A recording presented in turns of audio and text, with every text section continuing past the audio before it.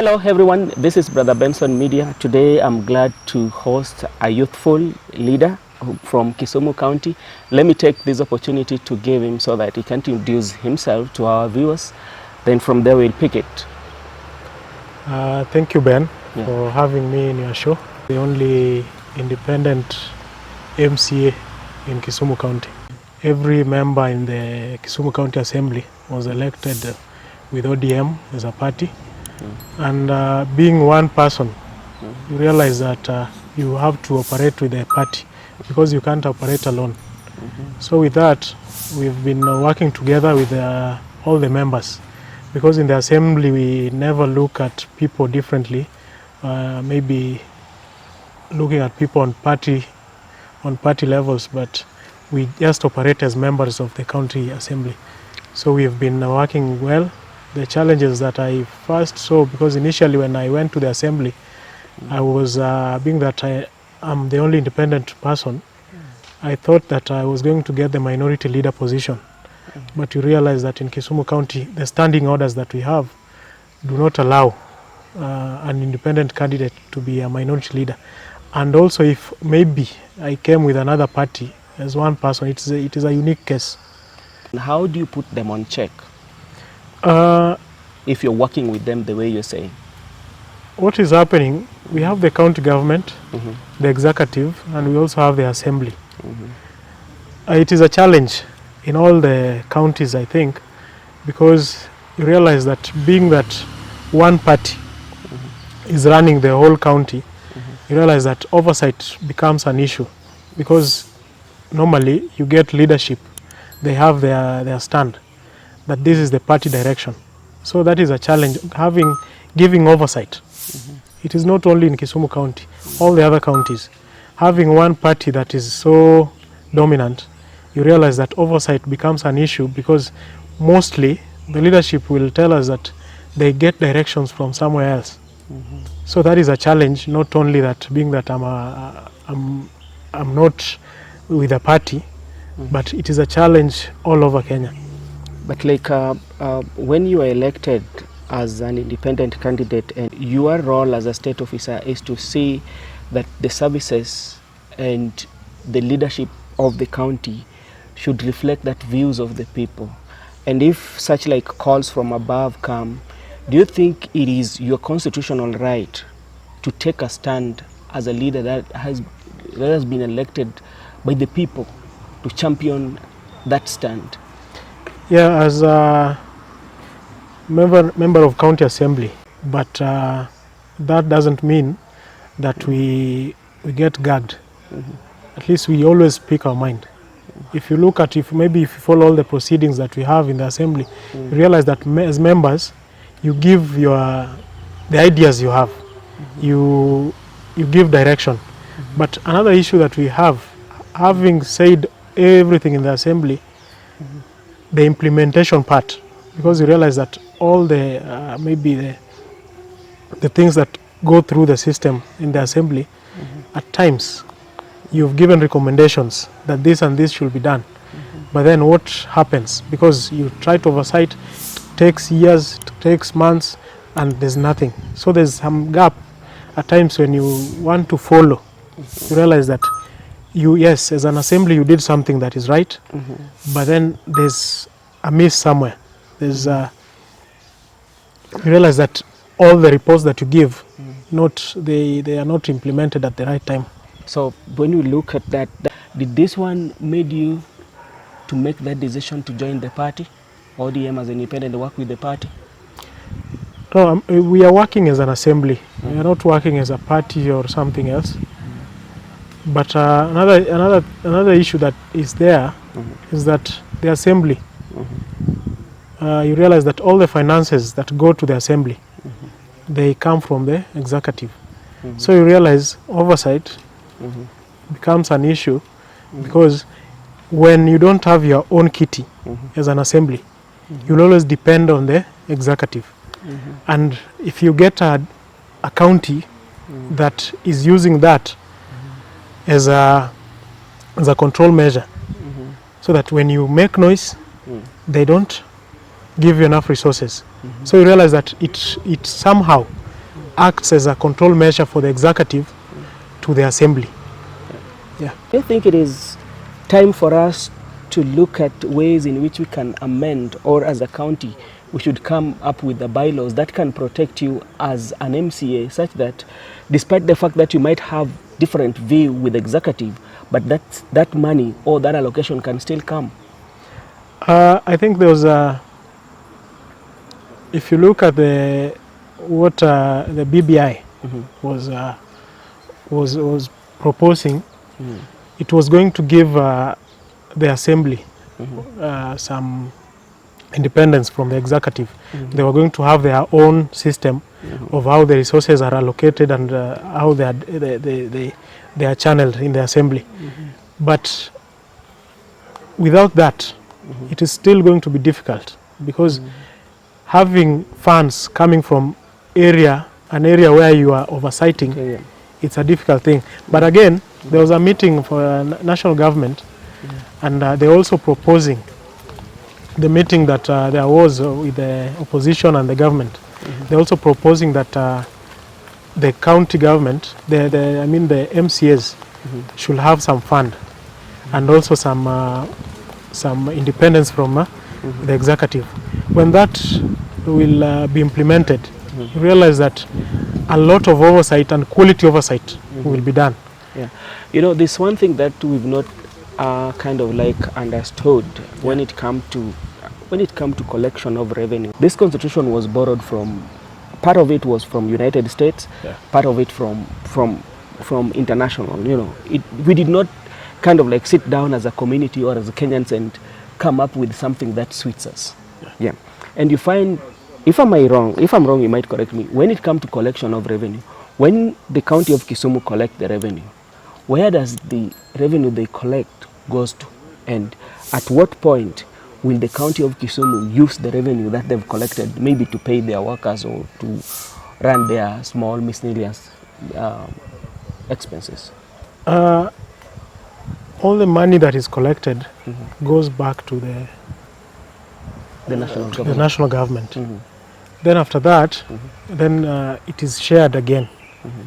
But then you realize that that system, at times it paralyzes other operations. For example, I'm a member of the Committee of Agriculture.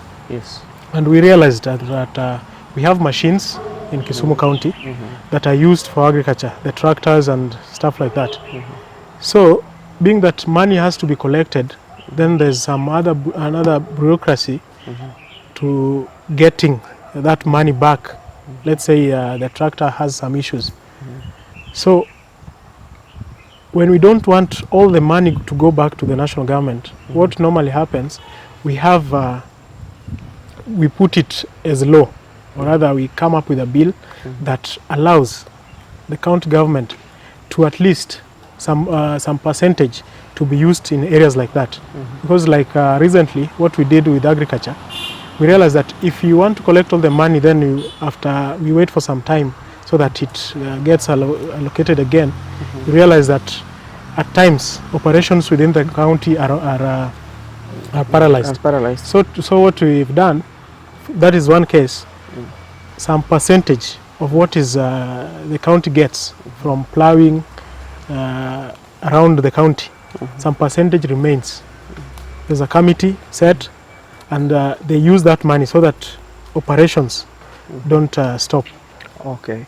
So, but in your own view, as somebody that have been there in the assembly, do you think it is the right way, or it is a time that we need to have a conversation whereby we can have an independent way in which, like County of Kisumu, when we collect our revenue, we find a way of using it within Kisumu? Or what do you think on your way, based on how you've seen it works there on the county?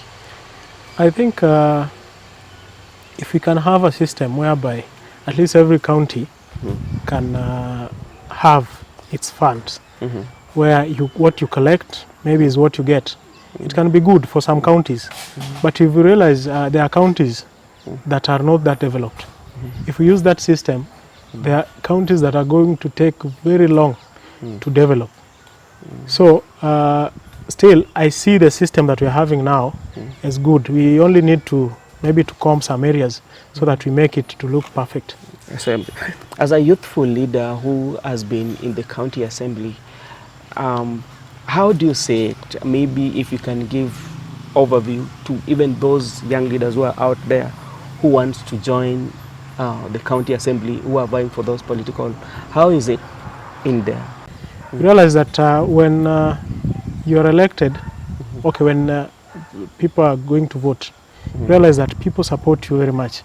But they forget that they also need to support you when you are in there. Because that is a challenge. We have a very big population of youths, and mostly some of them don't understand really what that position holds, or why am I voting for this person. You realize that immediately after elections, some people now start seeing you as an enemy, not knowing that you should be supporting that person so that all the promises that you gave to the people should be actualized. We have a very big population of youths that needs to be given direction, because you realize that any wave that comes, they can easily be lured to go to a different direction. Meaning most of us as youths, there's no focus. If you wanted this, we don't follow it to the end. We just follow some, and recently we have been having the politics, the money politics. Yep. It is a serious issue in our county and in Kenya, because you realize that when you have money, people will follow you. When you don't have money, people don't follow you. The ideological politics is not there. So most youths are easily lured by the money politics. Okay, you as a person, you got elected as an independent candidate in an area whereby ODM was dominant. Yeah. How did you manage your campaigns from the initial stage to the time it went to the ballot to the time you got your results as an MCA, as an independent candidate? Nyanza region is ODM zone. So it's not easy starting your campaigns straight as an independent candidate. You have to identify with the party first. So I joined I started my politics a few years after college. So you realize that the party hierarchy, you realize many people don't know me in the party. If you follow the party ranks and all that. But then you want to lead your people because you've seen some gaps. So that push was in me. But then you realize that being that you are not known in the party, you are disadvantaged. So what happened is that we sat with my team and we looked at how politics in Luo Nyanza is done. And we realized, we knew that probably we are not going to be given the party ticket. So we had to at least have a plan B. What if this happens? But you know, in Nyanza politics, being that it is ODM zone, you have to first identify with the party, because that is like your motherland party. So that if something else happens, most people, your voters, will still see you as a member of that party. There's that Luo term, Omawa. You know, with that, you can easily say. But then without that, you want to start as an independent candidate, you don't identify with the party, it is not that easy. So first, I was with the party. Then everybody was expecting that I'm going to win. Then later, they saw that what was happening was not okay with them. They told me, you are our candidate. And please, when you want to give us direction after nomination, don't tell us that you are stopping now. And it kept me thinking for around 3-4 days. Because if many people can come to your home is full. Some people are even in tears, and they're telling you, if you don't give us a direction to go forward, we'll leave you. It means they support all the vision that you have. So being that they are the people who elect, I had to follow what they were telling me. And that is how we ended here. Okay. So there's also the politics of youths and violence. especially when it comes to places like funeral, whereby we go to bury our loved ones. Yeah. Yeah, we've seen that, especially in our areas, whereby the leaders, when they fight for supremacy, they come with entourage of youths who they hire themselves as a security, but in the end, the place come chaotic. As a leader who is very young, yeah, it's very youthful, what message do you have to the youths who want to become leaders, at the same time the youths who are hired to create this messes at the expenses of the bosses? The message I have is that politics is not easy, but we can change the kind of politics that we have. I can give you an example of me, what normally happens in my ward. Because you realize that if we don't empower youths, and they are the big percentage of voters, if you don't empower them, that violence will come. Because one, they don't have what they're doing. And when people are idle, they'll end up using their energy to do other things. And that is where violence comes in. The example of my ward, Kobura, what I did, because you realize I'm one person elected by people of Kobura, I realized that not everybody, not every youth can be elected. Yes. So it means me getting a job as an MCA, it means there's another big population of youths that don't have a place to go, somewhere to at least say this is the work I'm doing. So what I did, I sat with my team and we agreed on one thing. Let's take our people to school so that at least if we have youths who are educated, if that youth doesn't have a job, at least his reasoning also changes. So you realize that such people don't engage in issues like violence and stuff like that. So we started that program, taking our Kobura people to TVET institutions, because we realized that 844 system, most people, there's a big group that was left out. The skills and stuff like that was not, that system didn't have that. So the TVET came in as something that is going to solve that. So we've taken a lot of people so that at least we empower youths in Kobura. When somebody is from the TVET, at least he can create a job or even go and work somewhere. So that is a way we have tried to empower people so that that violence is reduced. Okay. In an issue whereby if we are having the rallies, especially our leaders are having the rallies, and even the young people who are coming up, they tend to use the sexual words, you know, in politics, rather than talking about the issue based of that particular area, of that constituency, the challenges on how are we going to do this. And to make the matters worse, even our leaders who are women also are doing the same. You know, as a person who is in the leadership and somebody who is a youth, do you feel as a country or as a community we are headed in the right direction, yet at the same time they're using kind of like sexual, like those sexual words? You know, the kids, our kids are there and they're the leaders. Do you think we're headed in the right direction? Politics is different in every area. And if you want to look at the politics in Africa, politics in Kenya, and then you want to, if you compare it to that politics outside, politics of the West, realize that there's a big difference. The politics that we have in Kenya is politics of emotions, compared to that of maybe the West, where people have their ideologies.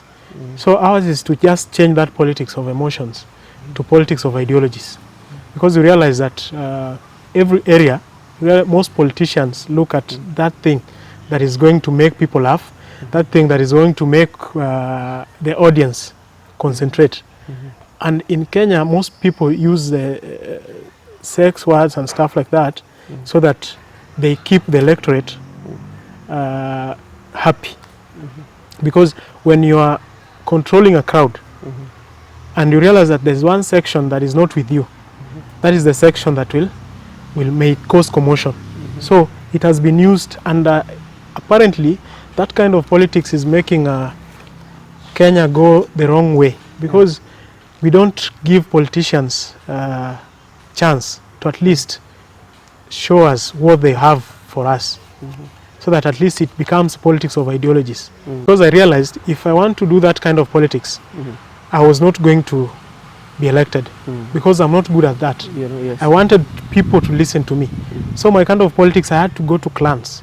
And in that clan, I go to that sub-clan, that the lowest, so that you have a group of 10 or 20, and then you address your issues, so that out of 10 people, at least you have 9 people who have what you want to give them. So that is what helped me, because I sold ideologies. The crowd politics, that was not my thing. Okay. And okay, thank you for that. And another observation maybe I might be having, and maybe you might share with me, the issue of accountability, especially to the leaders. We are not seeing it, especially in our local politics.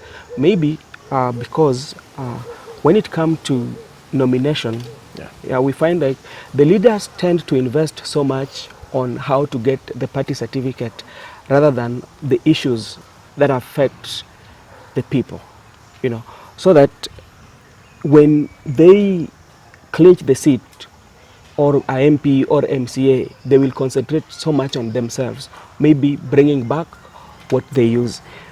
How can we navigate that as a community or as a constituents of this particular area, whereby we hold our leaders accountable? What we are having as a problem in this country is that we worship parties instead of looking at a person, who that person is. And that is an issue that is affecting us, and to an extent that even the voter or voters, they don't look at what that person brings. They look at, they'll ask you, are you in good terms with the party? They are not looking at you as somebody who is going to bring them change. They are looking at you as somebody who is either right with the party or wrong with the party. So most people vote in party lines. They don't vote ideologies, and that is an issue that we have as a country. Do you feel in our region, do you feel we practice democracy, or the democracy is selective? We practice democracy, but I still believe the democracy we have is still growing. We are not to that level where we'll say that we are truly democratic, because we realize that there are people who, at least when elected, you realize an electorate is seeing that person for the first time.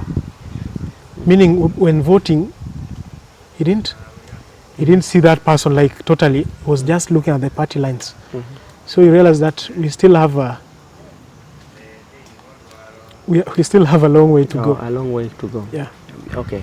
Maybe to wind up, is not something of so much of seriousness, but maybe your thought, especially Baba is still in the race of AU chairman commission. And as a community, Baba has been one person that has been always speaking for the community, I might say. When he goes, or by any chance he wins that seat, what do you think the community will do, or what is the way forward for the community? First, let me say that I wish Baba all the best in his race, because you realize this is somebody who has been fighting for this nation. All the things that have been happening in Kenya, he has participated in nearly all of that. Kenya being democratic country, he has been part of that. Us having a constitution, a new constitution, he has been part of that. The struggle for the common mwananchi is the person who is always on the front line. So I wish him well, because him being there, at least we'll be happy as a community and also as Kenyans, that at least his struggles didn't go unnoticed. And secondly, him going there, and let's assume he exits from Kenyan politics,